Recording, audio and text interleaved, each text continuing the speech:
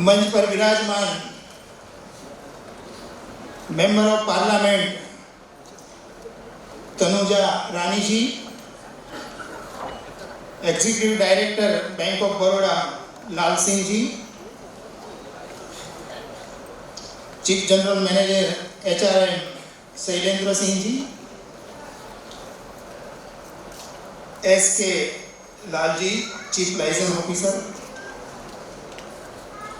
Ritesh Kumar ji, national president Vijay Prakash ji, general secretary Ashok Shinde ji, Jitendra Kumar ji, इस association के स्थापक अध्यक्ष गोविंद भाई जी एवं general secretary X Kripakaran ji एवं आप सभी को नमस्कार। इस 15वीं कॉन्फ्रेंस में मुझे निमंत्रित करने के लिए मैं एसोसिएशन का धन्यवाद प्रस्तुत करता हूं।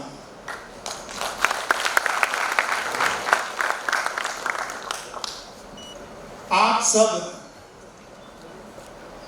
एक अर्थ में बहुत भाग्यशाली है कि आप सभी एक ऐसी बैंक के हिस्से हो, एक अंग हो कि इस बैंक का स्थापना महाराजा सयाजी राव जी ने की थी 20 जुलाई 1908 को, और यही महाराजा ने डॉक्टर बाबा साहब अंबेडकर को शिष्यवृत्ति देकर विदेश भेजा और बाबा साहब अंबेडकर की एक पहचान बनाने में महाराजा का बहुत बड़ा रोल रहा है।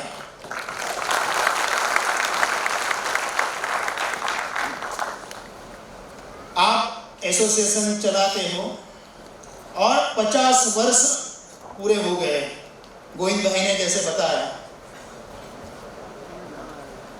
तो जब 50 वर्ष पूर्ण हो गए हैं इस एसोसिएशन को, कैसा संघर्ष रहा होगा इस एसोसिएशन को बनाने में, वो भी बताया। मगर जब एसोसिएशन बनता है बैंक का, तब ऐसे ही बन नहीं जाता,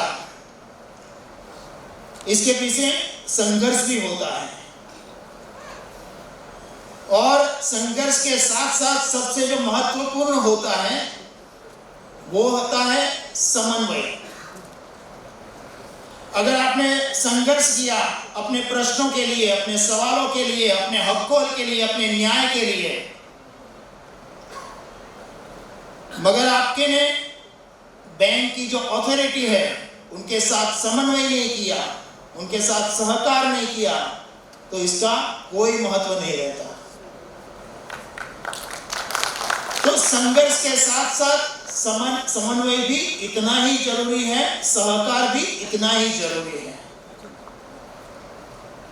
और ये सब है और समर्पण भाव नहीं है तो भी एसोसिएशन एक वटवृक्ष नहीं बनता। तो इस एसोसिएशन के पीछे एक समर्पण भाव ही है। और ये जो 15वीं कॉन्फ्रेंस है वो ऐसे समय में मिल रही है कि जब इस संविधान जो बाबा साहब अंबेडकर ने बनाया था, इससे 75 साल पूरे हो रहे हैं। हम सब जानते हैं कि बाबा साहब अंबेडकर का संघर्ष कैसा था, उनका जीवन कैसा था। ये मैं इसलिए बता रहा हूं कि बाबा साहब अंबेडकर न केवल वंचितों के लिए उन्होंने संघर्ष किया। आप उनका पूरा जीवन देखेंगे, समग्रतया उनका मूल्यांकन करेंगे चाहे आप उनका मूल्यांकन एक इतिहासकार के रूप में करें, एक कानूनविद के रूप में करें, महिलाओं को हक दिलाया उसके लिए करें, एक पत्रकार के रूप में करें, एक विदेश से जो ज्ञाता थे उसके लिए करें, एक अर्थशास्त्री के रूप में करें। आप चाहे बाबा साहब आम्बेडकर का किसी भी एंगल से मूल्यांकन करें, उसके बावजूद भी बाबा साहब आम्बेडकर का पूरा जो जीवन है वो दो बिंदु हमें उनमें दिखाई देता है। एक है समाज के जो अंतिम छोर पर बैठा हुआ व्यक्ति है, जिसे शताब्दियों से न्याय नहीं मिला था, जिसे हक नहीं मिले थे, जिसे अधिकार नहीं मिले थे, उसके लिए अपना पूरा जीवन समर्पित कर दिया। और दूसरा जो बिंदु था वो बहुत महत्वपूर्ण है, और वो है नेशन फर्स्ट, राष्ट्रीय हित सर्वोपरि। आप बाबा साहब आम्बेडकर का जीवन किसी भी एंगल से देखें तो उसमें राष्ट्र हित सर्वोपरि, नेशन फर्स्ट ही दिखाई देगा। नहीं तो बाबा साहब आम्बेडकर जब महाराजा सयाजीराव ने उनको विदेश भेजा, उसकी भी एक बहुत बड़ी घटना है। बाबा साहब आम्बेडकर पहले 13 दिन के लिए बड़ौदा आए थे नौकरी करने के लिए, मगर उनके पिताजी की तबीयत ठीक नहीं थी, वो वापस मुंबई आए। 13 दिनों के लिए उनको कुछ अनुभव हुआ होगा। वो अनुभव बाबा साहब आम्बेडकर महाराजा को बताना चाहते थे। महाराजा उस समय मुंबई आए हुए थे, के लिए प्रेरित करने वाला उनका जीवन है। बाबा साहब आम्बेडकर महाराजा को मिलने के लिए जाते हैं। उस समय महाराजा सयाजीराव पूरे भारतवर्ष में जितने भी रियासतें थी उसमें सबसे महत्वपूर्ण और सबसे बड़ा वो रियासत थी। और दूसरी तरफ बाबा साहब आम्बेडकर की आयु थी, एकदम युवा थे, 19-20 साल का युवा है। वो महाराजा को मिलने के लिए जाते हैं। वो घबरा नहीं जाते महाराजा के सामने, बड़े आत्मविश्वास से महाराजा से वो संवाद करते हैं।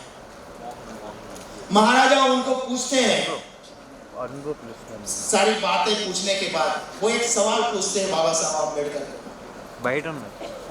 कि आप विदेश जाना चाहते हैं? उस समय भी महाराजा का विजन देखिए, महाराजा का काफी क्षेत्रों में विजन है, उनका शिक्षा के क्षेत्रों में है, सभी क्षेत्रों में उनका योगदान है महाराजा का, मगर सबसे महत्वपूर्ण योगदान महाराजा का है वो है अस्पृश्यता निवारण में। उन्होंने 19वीं शताब्दी में भी महाराजा ने जब छुआछूत अपनी चरम पर था, उस समय उन्होंने 1892 में, आप कल्पना कीजिए, 1892 में महाराजा ने अछूत विद्यार्थियों के लिए शिक्षा प्रारंभ की थी। ऐसे अनेक उनके कार्य हैं।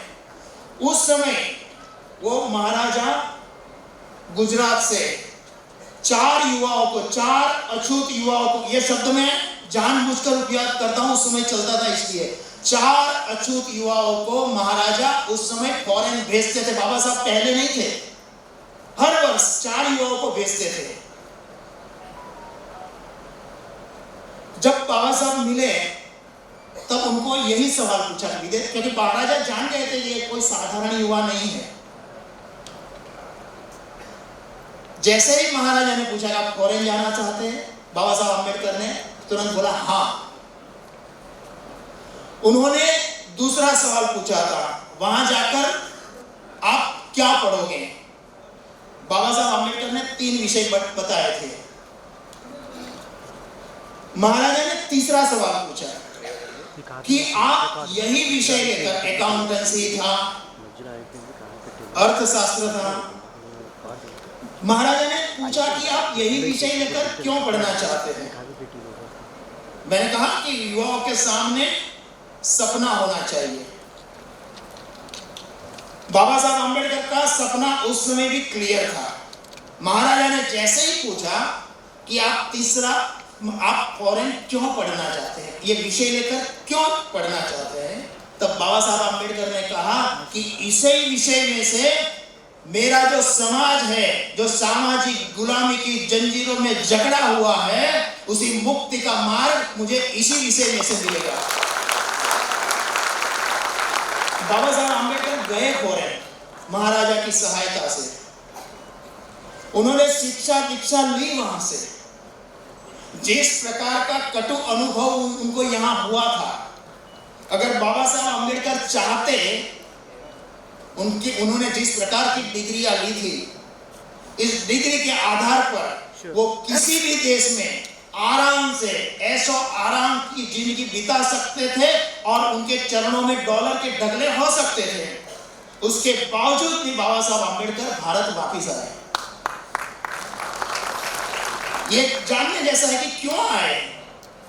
ये उनका एक ही सपना था कि सामाजिक गुलामी की जंजीरों में जकड़ा हुए मेरा जो समाज है, उसे मुझे इस सामाजिक गुलामी से मुक्त करना है।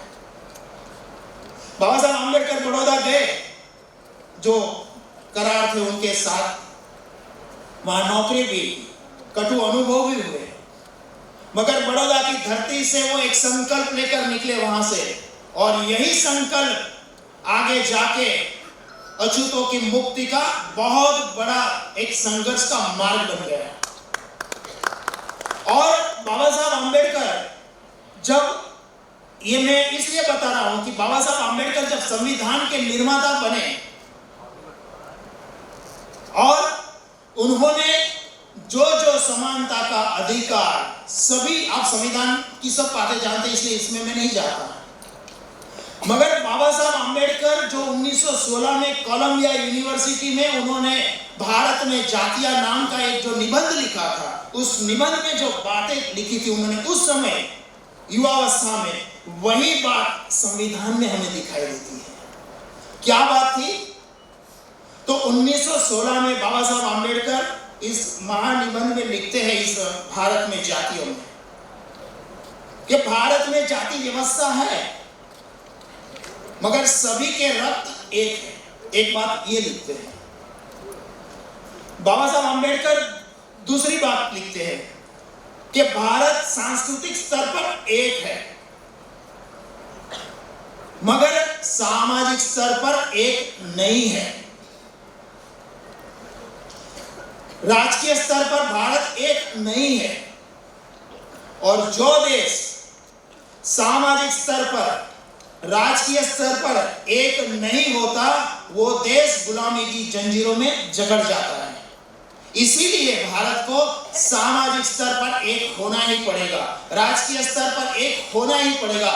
ये बात बाबा साहब आम्बेडकर 1916 में लिखते हैं और वही का इंप्लीमेंट करते हैं संविधान में। बाबा साहब आम्बेडकर ने समानता के आधार पर सारे भारतवर्ष को एक सूत्रता में बांध दिया।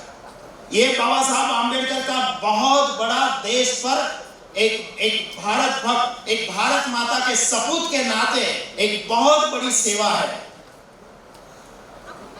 बातें तो काफी है, ये थोड़ी बातें मैंने इसीलिए बताई कि ये संविधान के 75वां साल है। आप एसोसिएशन के माध्यम से इस संविधान की बातें समाज के अंदर ले जा सकते हैं। साथ साथ बैंक ऑफ बड़ौदा काफी सेवा के कार्य भी चलाते हैं। ये सेवा के कार्य अनुसूचित जाति समाज के लिए है, वो कार्य भी समाज के अंदर जाने चाहिए। और अंत में ये राष्ट्रीय अनुसूचित जाति जो आयोग है वो आप सबके लिए है। आप आयोग के द्वार आप सभी के लिए हमेशा के लिए खुले हैं। आप आइए, आपकी जो भी समस्या है उसका समाधान करिए। पुनः एक बार मैं एसोसिएशन का बहुत बहुत धन्यवाद प्रस्तुत करता हूं। जय भीम, भारत माता की जय।